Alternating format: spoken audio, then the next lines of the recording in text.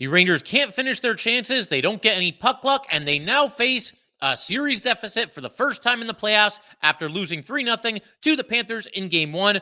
We discuss all of this, as well as why it's definitely not panic time. You're Locked on the New York Rangers, your daily podcast on the New York Rangers. Part of the Locked On Podcast Network, your team every day.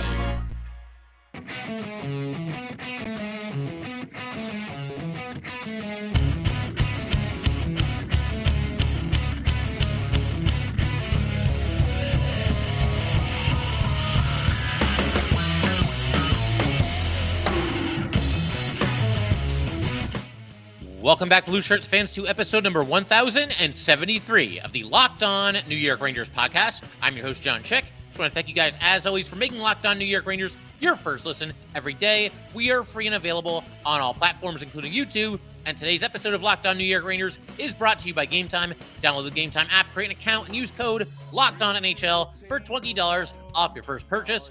Terms apply. And we are, of course, part of the Locked On Podcast Network, your team every day. So the Rangers lose Game 1. They face a series deficit now for the first time in this entire playoff run here, down, of course, 1-0 to the Florida Panthers. And, you know, obviously the final score makes it sound more lopsided than it really was. To be honest, I didn't really hate the Rangers game in this one. I know some people thought they couldn't find that extra gear. To me, that was more Florida, you know, doing some things that they're really good at, obviously getting in there on the forecheck and just kind of grinding away at their opponent, and obviously kind of, you know, essentially leaning on them until they fall over. You know, that's kind of what the Panthers do, and they're one of the best teams in the NHL, and they're obviously in the Eastern Conference Final for a reason, just the same way that the Rangers are. But one of my biggest takeaways from this game as far as why the Rangers lost, a combination, of missed chances and some bad puck luck. And that's obviously not a good combination. When you combine that with the fact that they didn't get a ton of shots on goal either, you're probably not going to win most of those games, especially when you're going up against a world-class goalie such as Sergei Bobrovsky, who obviously made some really nice saves in this game as well. Usually you're not going to like the result, and that was obviously the case here as well. But, you know, for as much as it felt like the Rangers, you know, were struggling to create scoring chances, and this is something that Mark Messier mentioned too during one of the intermissions, it did feel like at times the Rangers were getting some quality over quantity. There weren't a ton of shots on goal, and we had another one of those lulls where the Rangers went like, I don't know what it was, like 14 or 15 minutes with 1 or 2 shots on goal, you know, whatever the final tally was there. For all the talk of not getting a ton of chances, which they didn't. They did not get a ton of scoring chances. They did get some high-quality ones, though. When you really look at it in relation to the amount of shots on goal that they had in this game, there were chances where, obviously, they could have scored. There was bad puck luck mixed in there as well, and I'm going to talk a little bit about that. Let's start with a couple of breakaways. One of them was the case of bad puck luck as far as why the puck didn't go in the net, and the other one was just a case of, you know, the Rangers, one of many cases where they just didn't finish their opportunities in this game. The first one was a breakaway for Braden Schneider. You've got a shot blocked by Erik Gustafsson. It goes to Kaapo Kakko. Schneider reads the play. He takes off up the center of the ice, and Kakko sees him. Kakko makes the pass. Schneider's in the clear. So a rare breakaway for a defenseman. And they mentioned during the ESPN broadcast that Schneider, this is actually his third breakaway of the season, regular season and playoffs combined, and he's now 1 for 3 because he was not able to score here, but he put it off the post. He beat Sergei Bobrovsky clean on this. You know, defenseman beating Bobrovsky clean. You don't see that every day, but he did it. Was not able, obviously, to score there, and the Rangers' deficit remained 1-0 at that point in the game. Basically, they were down 1-0 for what felt like the entire game in this one, at least until the very end there. Then an example, one of many examples, like I said, of the Rangers not being able to finish their scoring chances, that would be the Will Cooley breakaway. And I'm not like going after Cooley here. I think he's overall done a really nice job for this team in the playoffs, just playing his brand of, you know, solid, physical, mistake-free hockey. I think Cooley's overall played well. You got a rookie, a 21-year-old rookie going in there on a breakaway against Sergei Bobrovsky. It's usually going to be advantage Bobrovsky. And like I said, he played very well in this game. He was able to make a really nice right pad save here. You know, Cooley went to the right and then kind of shot back to the opposite side of the net. Kind of an interesting move there.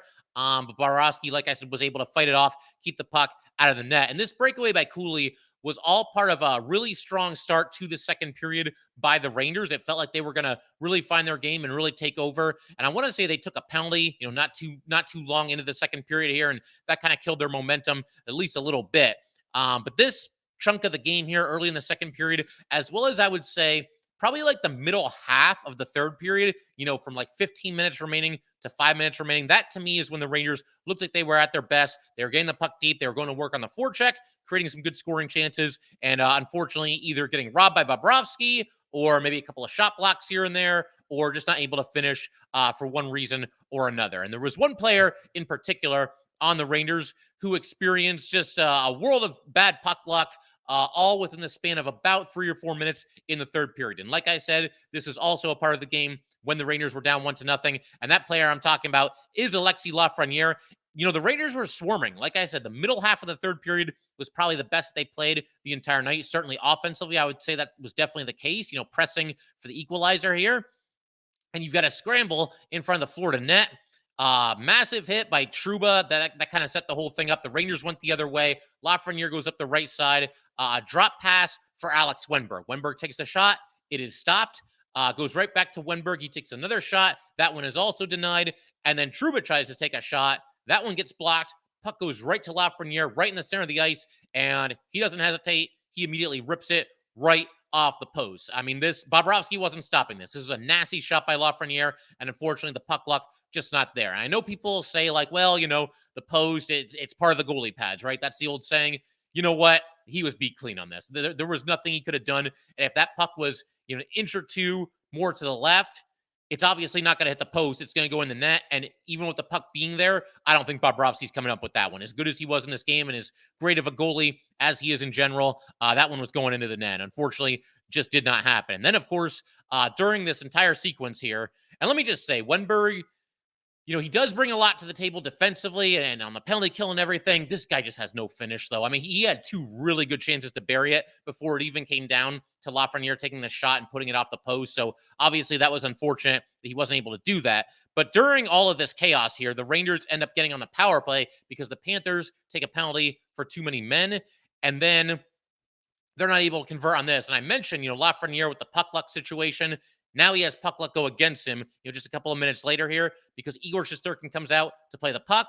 He doesn't really know what to do with it, and I don't think there was any real reason for Igor to leave his net here. The Rangers had a guy back, and, presumably there wasn't going to be a great scoring chance. But Igor, live by that sword, die by the sword, right? He does play the puck pretty often, and there's times where, he'll spring the Rangers on a rush, and they'll score as a result of, a nice play that he makes moving the puck up the ice. But here, Igor puts it off the boards. Verhaeghe, there we go. Verhaeghe picks it up.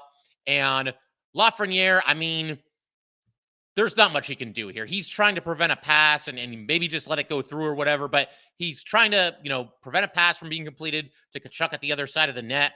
And I can't really fault him for doing what he did here, attempting to break up the pass. Unfortunately, goes off his stick, goes through the 5-hole on Igor. Just one of those unfortunate things that I don't really think is anybody's fault. I don't blame Lafreniere for this. I don't really blame Igor for not making the save because obviously it's a deflection in deep, albeit off of the stick of his teammate. The only blame you can really assign here, I think, is Igor coming out of the net initially and trying to do whatever he was trying to do with it. Just played it off the boards, and obviously it didn't work out. But just one of those things that happens, and it was unfortunate because at that point in the game, like I said, this is when the Rangers were at their best. They were starting to swarm, spend a lot of time in the offensive zone, a lot of good passing, a lot of good scoring chances, just had a little bit more jump than maybe they had. And again, whatever lack of jump the Rangers had earlier in the game, I do think that has more to do with the Panthers just playing a really strong game. They're an excellent team, and sometimes you do have to tip your cap a little bit, but the Rangers had it rolling for a while there.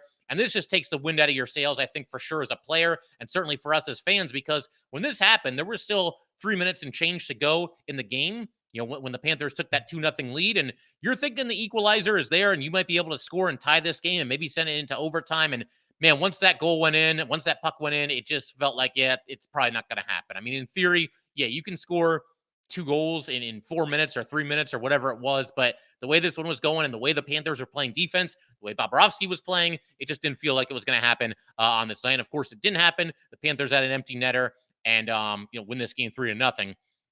We also saw some line juggling for the Rangers in this game. We saw a little bit of a kid line reunion. We saw Filip Chytil get a turn with Mika Zibanejad and Chris Kreider, and that they were mixing and matching a little bit during the course of this game were the Rangers. But just one of those games where the puck wasn't going to go in the net, and again, the Rangers could have created more chances, but obviously puck luck was not on their side either. So I don't think there's any reason to panic. Again, I don't think they had like this dreadful game that some people are trying to make it sound like they had. Can they play better? Absolutely. Was this a nightmare of a game one? Wouldn't go that far either. But we're going to keep everything rolling in just a second. I want to shift our attention to Adam Fox and the fact that he is very clearly compromised out there. It's kind of the elephant in the room right now. But we're going to talk a little bit more about Adam Fox and what's going on with him and what the Rangers can do going forward, how they can, handle Adam Fox, and hopefully he can get it going. We'll talk about that in just a second. First, though, we definitely would like to let everybody know that today's episode of Locked On New York Rangers is brought to you by Game Time with killer last-minute deals, all-in prices, views from your seat, and their lowest price guarantee. Game Time takes the guesswork out of buying NBA tickets. Save up to 60% off buying last minute for sports, concerts, comedy, theater, etc. Save even more with exclusive in-app deals on select seats ahead of the game or the event. Save even more when you choose a section and let Game Time choose the seats. Toggling this feature, all in pricing, shows the total up front with no surprise fees at checkout. Take the guesswork out of buying NBA tickets with Game Time. Download the Game Time app, create an account, and use code LOCKEDONNHL for $20 off your first purchase. Terms apply. Again, create an account and redeem code LOCKEDONNHL for $20 off. Download Game Time today. Last minute tickets, lowest price guaranteed. All right, so we're going to go ahead and keep everything rolling here. And a big thanks, as always, to the everydayers for always making Locked On New York Rangers your first listen every day. And for the everydayers, anybody that might be checking out this podcast for the first time, obviously the Rangers are deep in the playoffs here, and nobody can get enough news as far as the Rangers are concerned. But in the next episode, going to preview Game 2, going to talk a little bit about some of the things that the Rangers can and really must do better. There are certain things where I think obviously they can improve a little bit. I'm also going to dive a little bit deeper into some encouraging signs from Game 1, because like I said, I don't think this game was all doom and gloom. Obviously, they didn't get the result and couldn't put the puck in the net, but overall, not the worst we've ever seen the Rangers play. We'll just leave it at that. And also going to talk about some important lineup decisions going into Game 2, including Matt Rempe. We're going to talk briefly about Rempe in a little bit here. But for right now, Adam Fox. So, again, addressing the elephant in the room, he just has not been his usual dynamic self. And the very likely, almost guaranteed reason for this is the knee-on-knee collision with Nick Jensen. Looked like Jensen stuck out his knee a little bit in the first round of the playoffs. And obviously, Fox paid the price for it and went down. And let me just say, despite the fact that it looks pretty obvious at this point that Fox is playing through something, I don't feel like he's going out there and like killing the Rangers night in and night out, or that he's like a massive liability or anything like that. Game 1 of this series clearly was not his best. He was a -2. Also had, at least one turnover behind the Ranger net. But clearly, Adam Fox throughout, I would say most of the Kane series, and certainly now Game 1 against the Panthers, just has not been at the absolute top of his game. Something else, and a two-part stat here, and the second part of this is going to blow your mind. It blew my mind.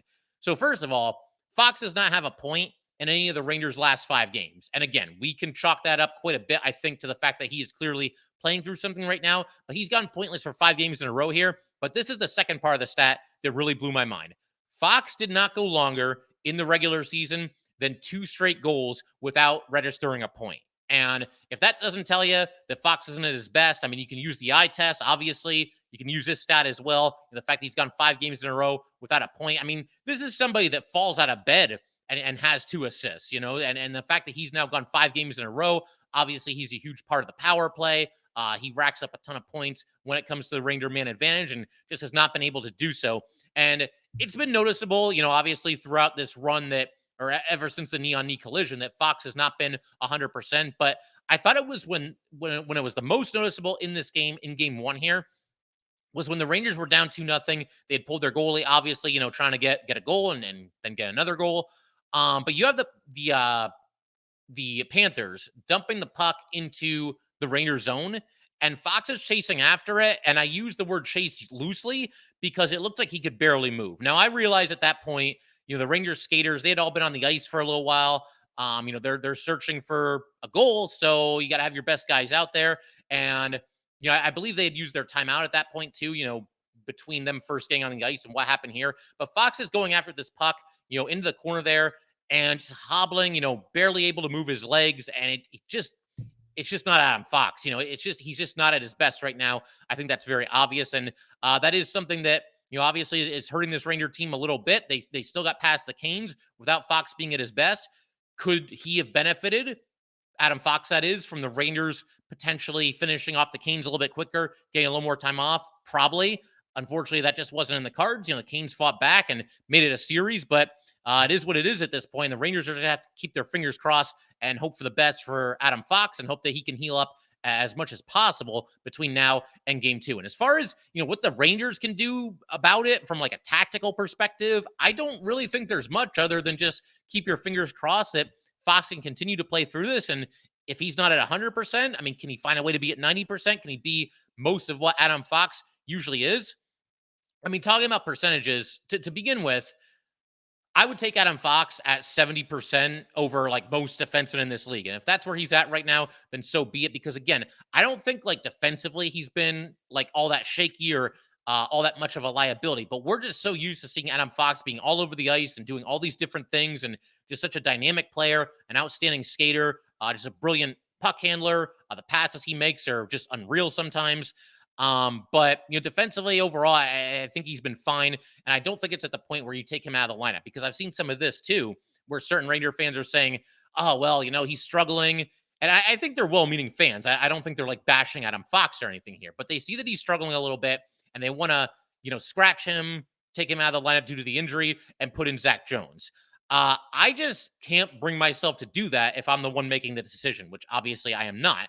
But Adam Fox is one of your top guys.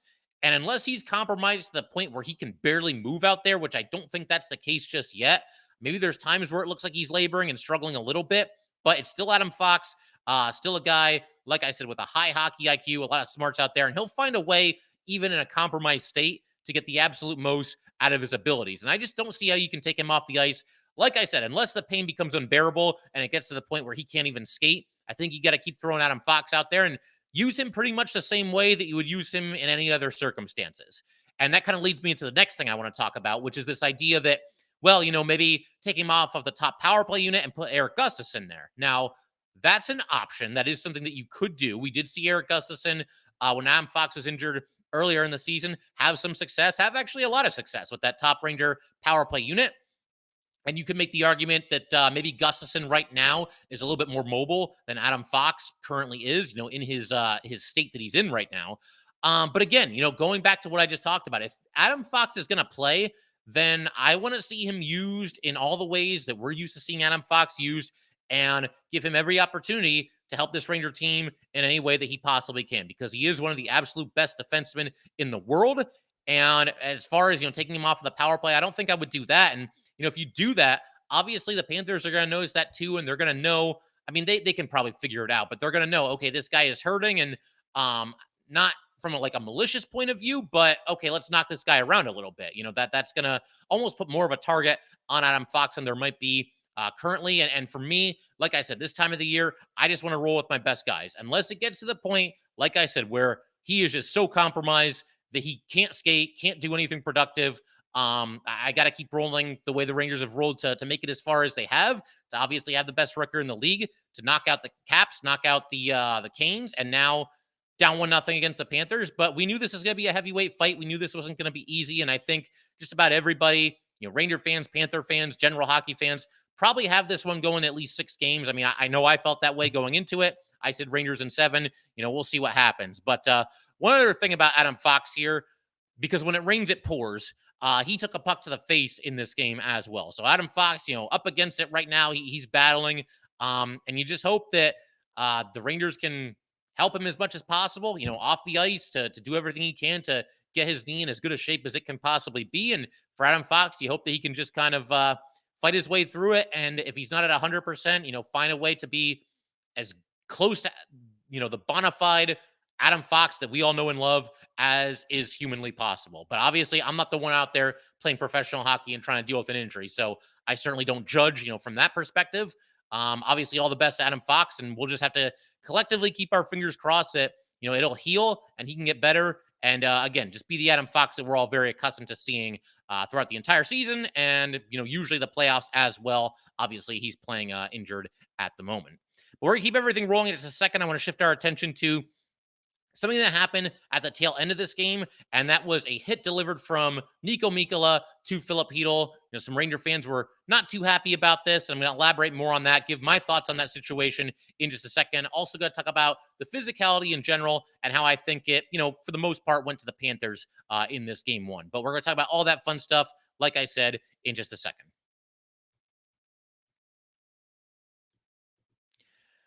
All right, we're going to keep everything rolling just a second. First, though, definitely want to let everybody know that today's episode of Locked On New York Rangers is brought to you by Indeed. There is no I in team, but there is one in Indeed, and that is the hiring platform you need to build yours. When you're hiring, you need Indeed. Indeed is the hiring platform where you can attract, interview, and hire all in one place. Instead of spending hours on multiple job sites searching for candidates with the right skills, Indeed's a powerful hiring platform that can help you do it all. We streamline hiring with powerful tools that find you match candidates. With Indeed Instant Match, over 80% of employers get quality candidates whose resumes on Indeed matches their job description the moment they sponsor a job, according to Indeed Data US. Even better, Indeed is the only job site where you only pay for applications that meet your must-have requirements. Start hiring now with a $75 sponsored job credit to upgrade your job post at Indeed.com/lockedon. Offer good for a limited time. Claim your $75 credit now at Indeed.com/lockedon. Indeed.com/lockedon. Terms and conditions apply. Need to hire? You need Indeed. All right, so we'll go ahead, keep everything rolling here on Locked On New York Rangers, and definitely want to talk a little bit about something of a controversial play that happened at the very tail end of game one. We're talking with just a couple of seconds left, 4 or 5 seconds, whatever it was. But you've got, obviously, the Panthers up 3-0. Obviously, they're going to win this game, and Rangers will look to regroup for game two. But at this point in the game, Filip Chytil is on the ice. He takes the puck over the Panther blue line, kind of up the right side there. And Niko Mikkola kind of rides him into the boards, knocks him to the ice. Some people were upset by this whole situation here and thinking that Mikkola is targeting somebody with a concussion history. My thoughts here is that I don't really have any major issues with this. I don't think it was like a dirty hit. I don't think he got him in the head or the jaw or the neck or anything like that. It looked like he took the body and put him into the boards, kind of hit him from the side there.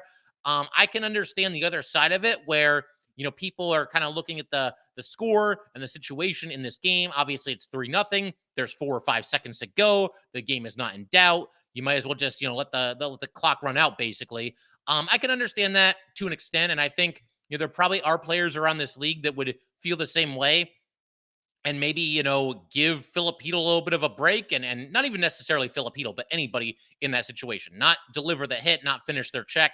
There's no real need for it. And honestly, even from like a self-preservation kind of perspective here, Mikkola's delivering a hit here, and the odds of him hurting himself on this play are not very good, but you never know. I mean, anybody can get hurt on any, physical play that happens during the course of a hockey game. So you might think that even from Mikkola, from like a selfish perspective, maybe don't deliver the hit because you don't want anything to happen to yourself.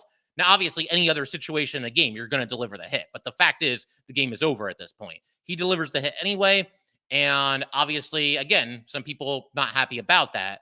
But again, I didn't think it was a dirty hit, and I do think Mikkola is within his rights to finish the check there. Again, could he have cut Filip Chytil a little bit of a break here and not finish the check? And are there other players in the league who might do exactly that?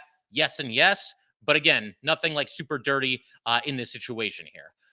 With that said, the other perspective here that I see a lot of, people sharing on social media and whatnot is that the Rangers should have gone after Niko Mikkola after this hit was delivered and after the game was over. Maybe there should have been, but when you watch this replay or just watch it live, whatever, you can see that there aren't any other Ranger players all that close to Niko Mikkola and Filip Chytil when this happened. The clock, again, it was running out. Filip Chytil was by himself going over the blue line there. So for somebody on the ice to go after Niko Mikkola, they would have had to escape from like their own blue line to the attacking zone.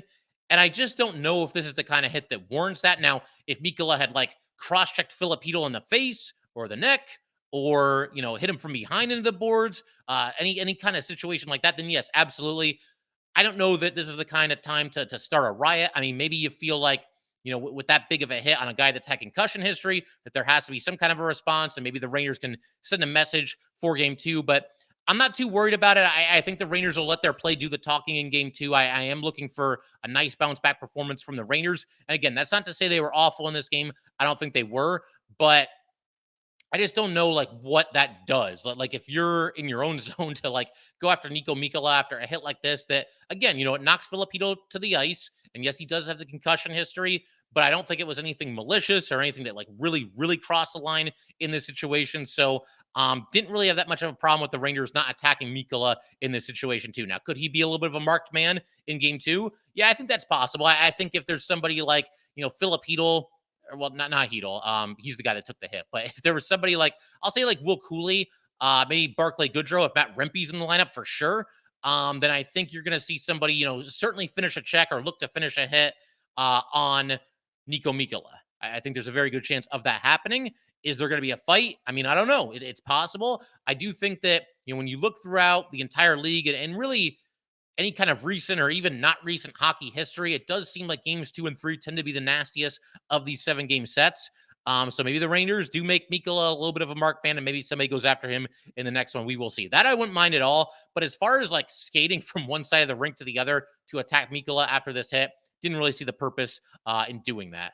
As far as the physicality in general, watching the game live, I felt like the Panthers certainly had the edge there.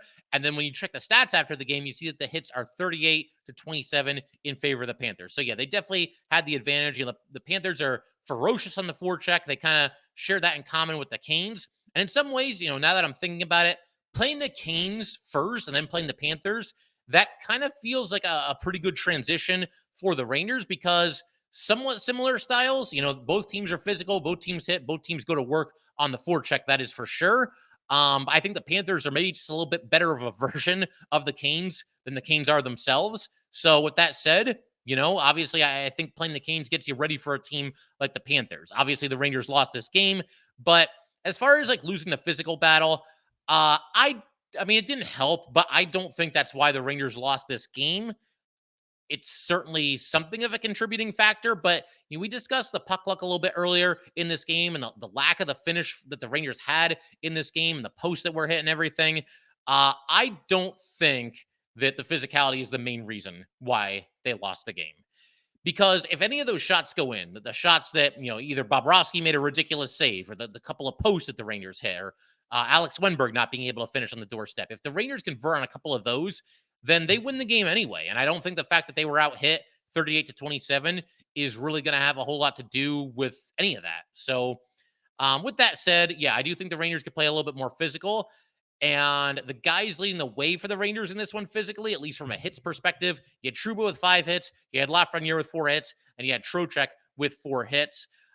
With all that said, I do think there is somebody, and you guys probably know who I'm talking about here, that can go into the lineup for game 2 and give the Rangers a little bit more of a physical presence. And that would, of course, be Matt Rempe. Going up against a team as physical as the Panthers, my preference would have been for him to be on the ice in game 1. The tough part is figuring out who should come out of the lineup. And there's different candidates. People point at Jack Roslovic, but he has been on the top line and he has racked up some points and made some really important plays in the series clincher in game 6. So I don't know if that's an obvious choice, Jack Roslovic, to come out of the lineup. Alex Wenberg, look, I know he kills penalties. I know he's good defensively, but this guy gives you next to nothing offensively. Could the Rangers get by with, 5 penalty killing forwards, and you could add 6 there. Maybe you put maybe Kako can give it a shot on the PK. That's at least an option. Jimmy Vesey is an option to come out of the lineup. I think they'll leave Barclay Goodrow in there for sure. There could even be some others. This is just kind of off the top of my head here, but assuming Filip Chytil is healthy, he's going to play. And I think one way or another, you got to find a way to get Matt Rempe onto the lineup for game 2. With all that said, I don't want to also make it sound like, oh, the Rangers would have won this game 5-0 if Matt Rempe was out there. I don't think so. I don't think that would have made that much of a difference. But Matt Rempe does impact the game in a positive way far more often than not for the New York Rangers. And the fact that game 2 is at home, once again, you control the matchups, you get the final change, and you can kind of pick and choose your spots as far as when you want Matt Rempe on the ice and who he's going to be matched up against, which obviously is not the case on the road. And in that situation, maybe opposing teams can take advantage of that. But with that said, yeah, I think Matt Rempe, I'd like to see him out there for game 2. And like I said, we're going to talk more about lineup decisions and who should be playing with who and all that good stuff in our next episode. Just wanted to kind of say my piece on that at the end of today's episode. I figure we could pretty much call it there. Just a couple other things I wanted to run through quick. Sadly, the Hartford Wolfpack, their season is now over. They lose game 3 to the Hershey Bears by a score of 4-1. They are swept out of the playoffs in the round of 8 here. They got the lead early in this game, 1-0 on a goal by Yaroslav Hemler, I think is how you say it. You know, I've seen a bunch of different pronunciations for him, but I think that's right. So he ends up scoring the last goal of the season for the Wolfpack. Unfortunately, the Bears score 4 consecutive goals, including an empty netter, and the Wolfpack now done. They had a good run at it, and I think they made it a little bit farther than most people thought that they would have. But the Wolfpack season has now concluded. And as far as the Rangers go, keep the faith. Look, we knew this wasn't going to be easy. This is 2 heavyweight teams. It should not be a walk in the park in the Eastern Conference Final, the Western Conference Final. We're down to 4 teams at a 32 standing, and you know that all 4 of those teams have earned their way here and, obviously had to battle their way through at least some playoff adversity, and obviously it's going to be back and forth, and I feel like the Rangers will respond very well in game 2. We've seen them respond to adversity at different times throughout this playoff run, obviously throughout the regular season. When they lose, and especially when they lose in a game where they could have played better, which I think was the case in game 1, they tend to come out flying in the next one. And I just get the feeling that the message is going to be heard in that locker room from Peter Laviolette, from the Ranger leadership group, that they have to come out absolutely flying and hitting everything that moves in game 2 and just ready to absolutely battle. I think you're going to see the temperature rise in game 2 as it typically does. And one way or another, I think the Rangers are going to find a way to pull out a game 2 win, even the series up as they then head to Florida for game 3. And like I said, I don't think this is like a brutal game 1 performance. There's some things you can build on. There are some areas that could use some improvement, but like I said, we'll save that for our next episode. For now, thanks as always for tuning in to the Locked On New York Ranger podcast, your team every day. If you'd like to get in touch with this podcast, please send an email to lockedonnyrangers@gmail.com. Once again, that is lockedonnyrangers@gmail.com. Definitely give us a follow on Twitter as well, @LO_NY_Rangers. Once again, that's @LO_NY_Rangers. And definitely subscribe to Locked On New York Rangers YouTube channel. Thanks again, guys. I will see you next time.